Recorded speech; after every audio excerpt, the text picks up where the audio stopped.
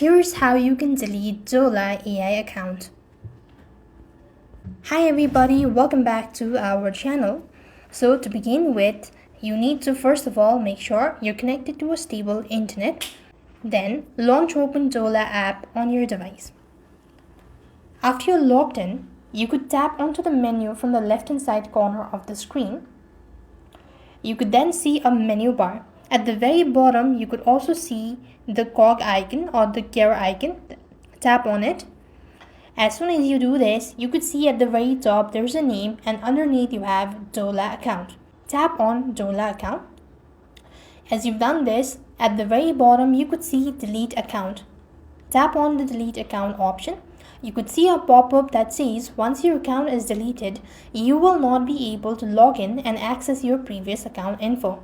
If you're sure about it, tap on delete account. You'll then be taken to the next page where you need to go ahead and read the terms and conditions and confirm by tapping on delete now. As soon as you tap on the delete now button, you'll have successfully deleted your Dola AI account. So with that being said, we've completed our steps. Thank you for watching. See you in the next video.